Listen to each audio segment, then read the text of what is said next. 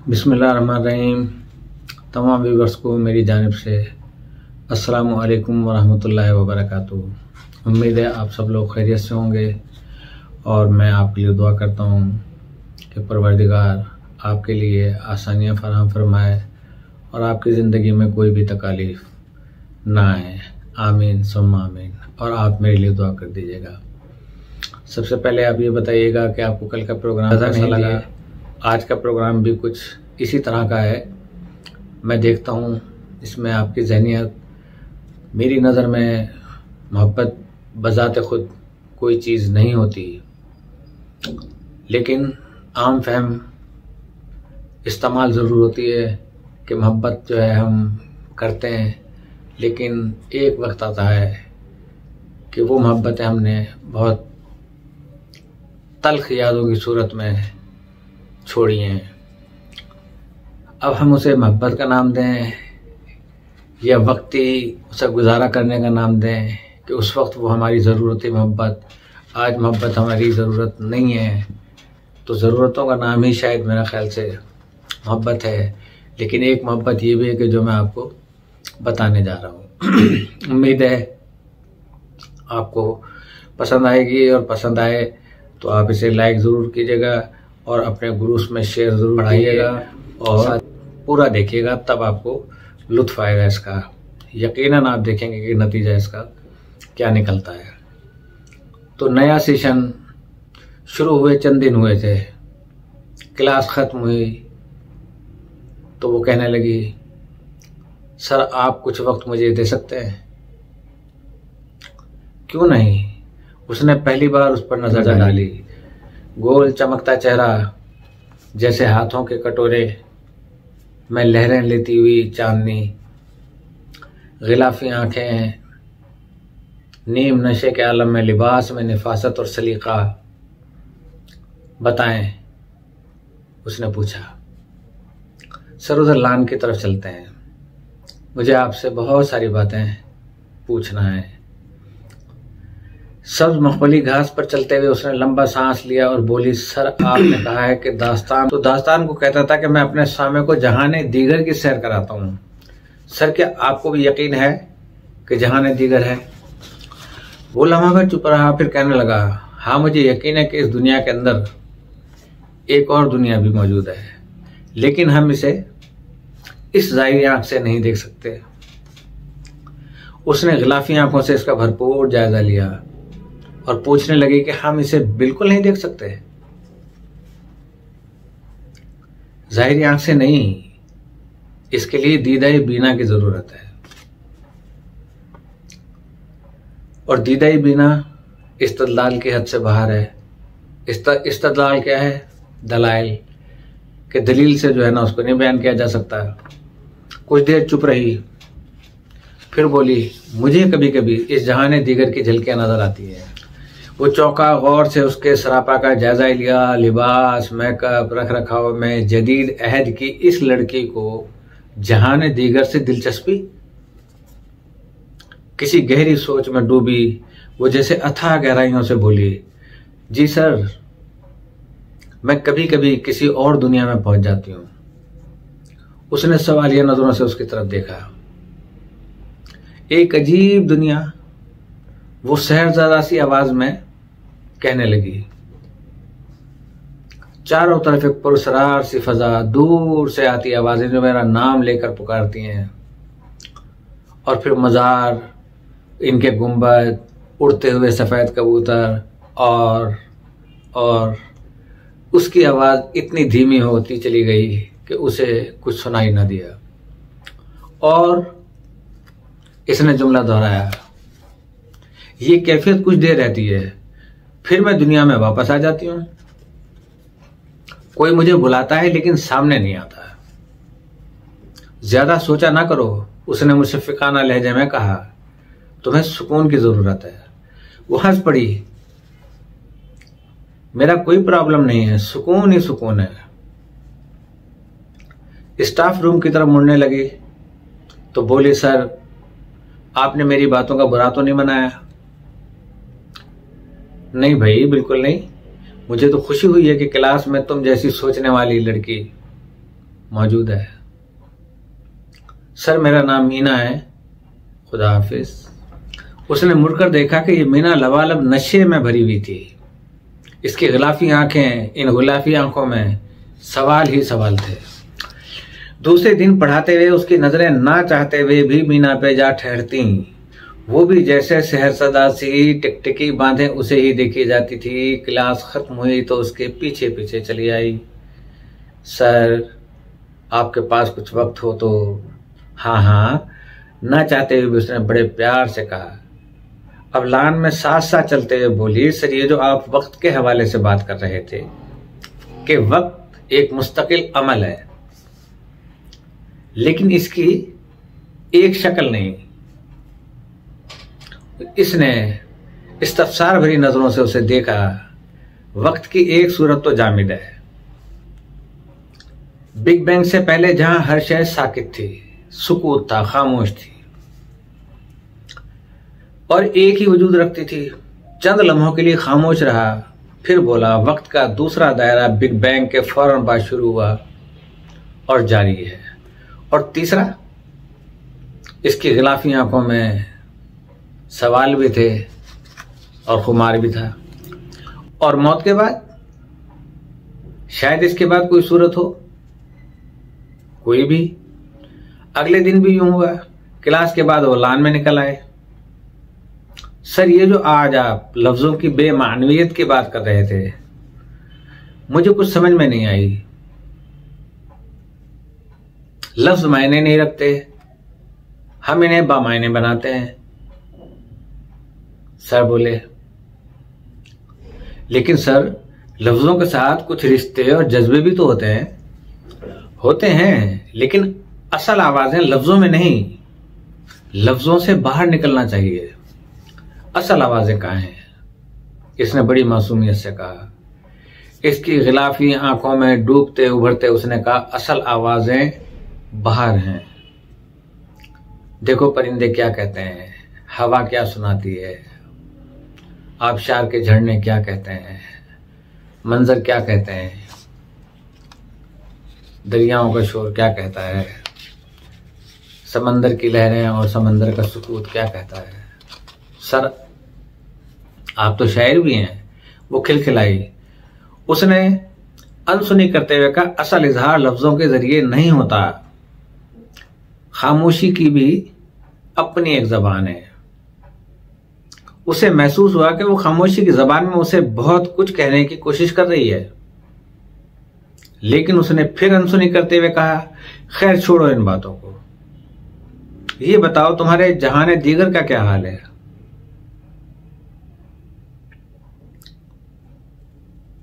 बोली, मैं किसी वक्त भी उस दुनिया में पहुंच सकती हूं।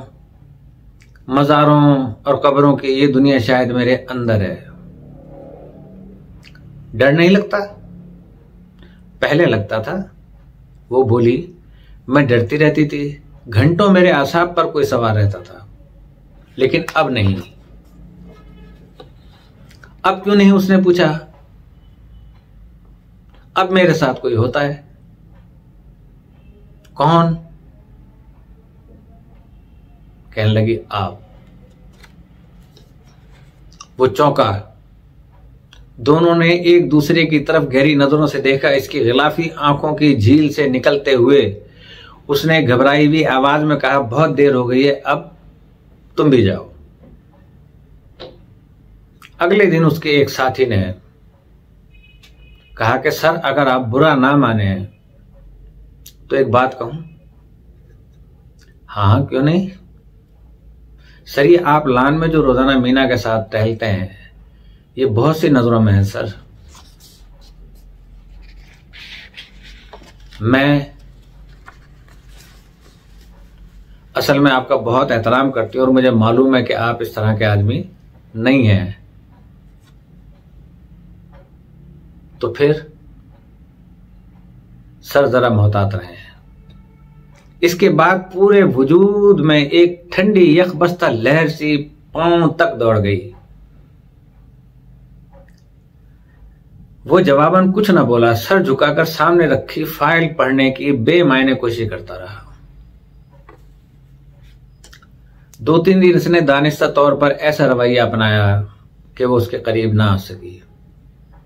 चौथे दिन आखिर उसने उसे रोक ही लिया। मेरा ख्याल है सर आप डर गए हैं। नहीं तो, वो जल्दी से बोला। डरने वाली कौन सी बात है? वो हंसी। मैं बहस नहीं करती सर, चलिए छोड़िए, आज शाम मेरे साथ कैफे में चाय पिए। नहीं नहीं, वो हकलाते हुए बोला। Please sir please. इसकी गिलाफी आंखें इल्तमास सरापा बनी हुई थी। वो कुछ ना बोला। वो कहती गई, मैं इंतजार करूंगी, प्लीज सर प्लीज। शाम को वो चोरों की तरह कैफे में आया। वो पहले से मौजूद थी। उसे देखकर महक उठी। मुझे यकीन नहीं था कि आप आएंगे। वो खामोशी से बैठ गया। चाय पीते हुए अचानक उसने गिलाफी आंखें ऊपर उठाई और गौर से उसे देखते हुए कहा कि मैं आपको कैसी लगती हूं? वो घबरा गया। कदर खामोशी के बाद बोला, बहुत अच्छी, बहुत डैश डैश डैश। जुमला मुकम्मल ना हो सका। मैं आपके साथ रहना चाहती हूं, मुस्तकिल। उसने एक एक लफ्ज पर जोर देते हुए कहा।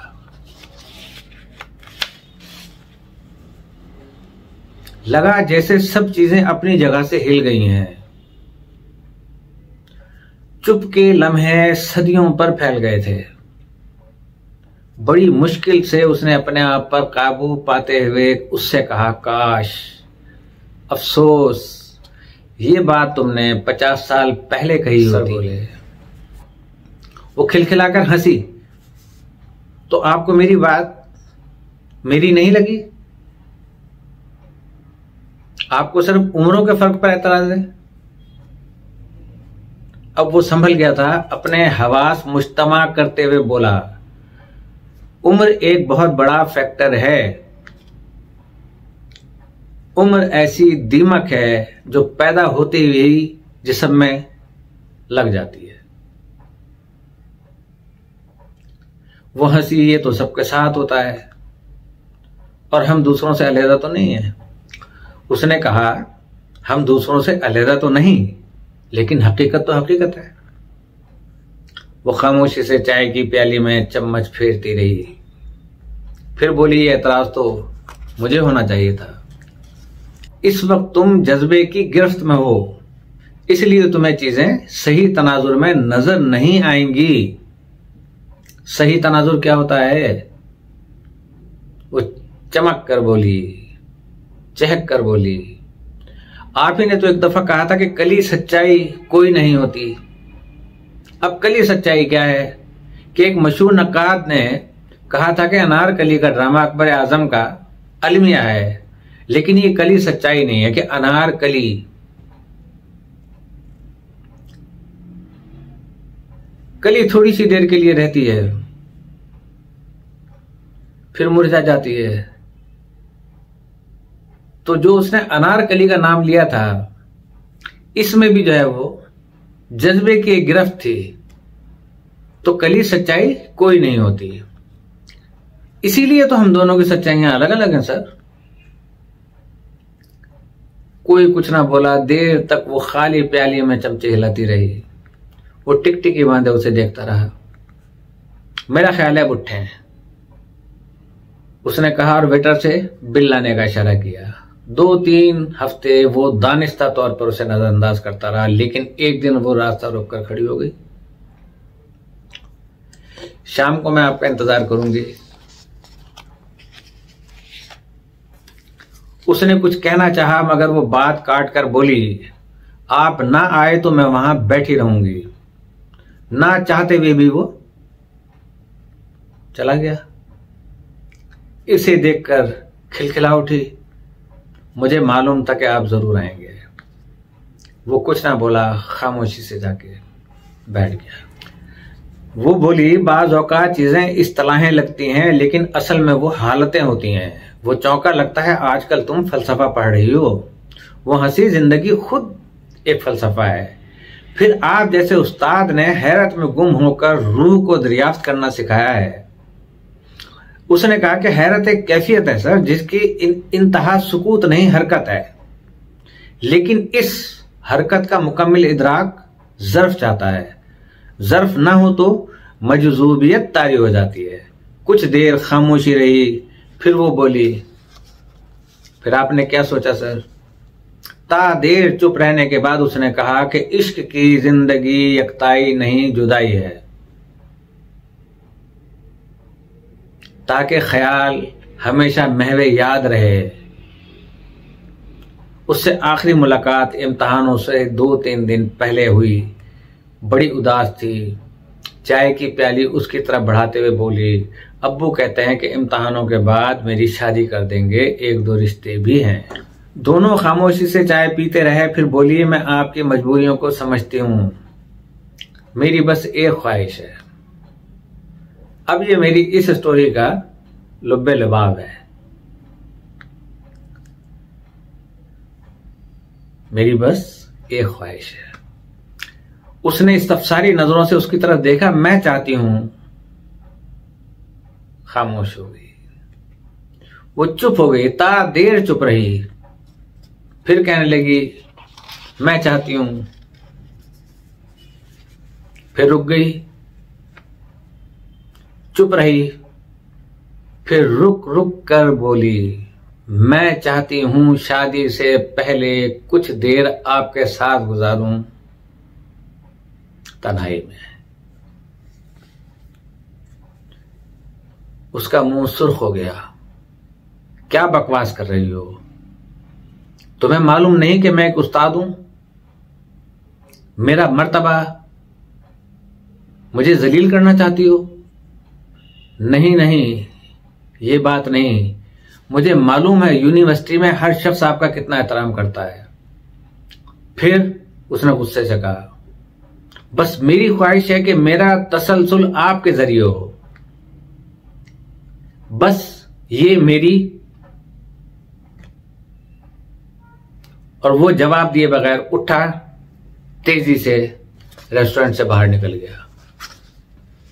इम्तहानों के दौरान वो दानिस्ता उससे दूर रहा। आखिरी दिनों में उसे चंद रोज के लिए एक सेमिनार में शिरकत के लिए मुल्क से बाहर जाना पड़ा।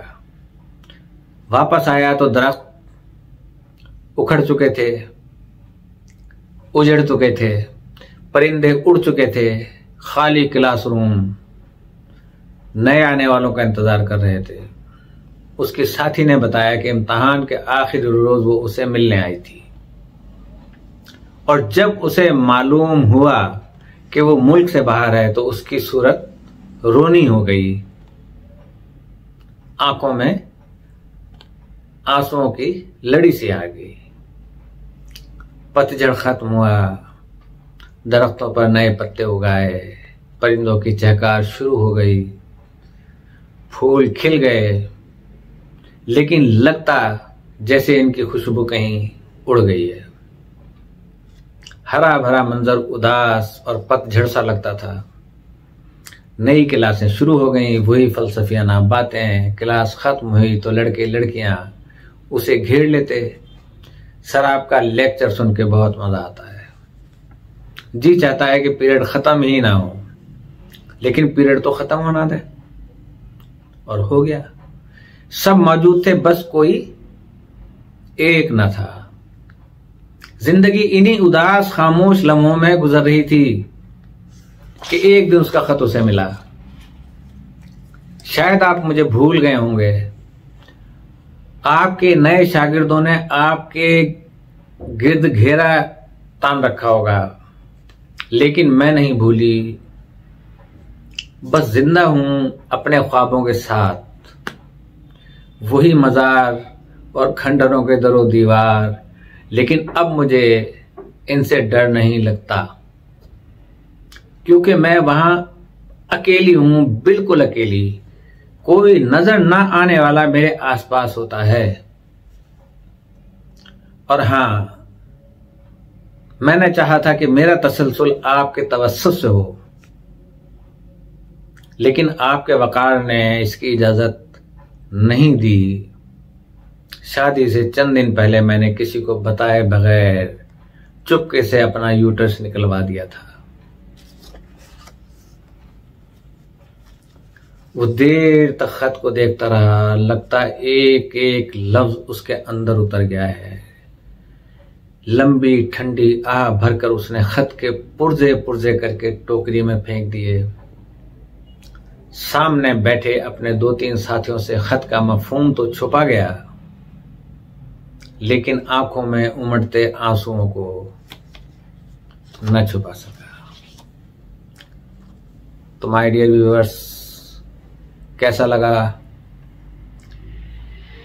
और स्टोरी कैसी लगी, ये भी मोहब्बत की एक किस्म है। इजाजत चाहता हूँ इस दुआ के साथ, अल्लाह पाक हम सबके जान और माल और इज्जत और आबरू और ईमान की हिफाजत फरमाए। अस्सलामु अलैकुम वरहमतुल्लाहि वबरकातुहू।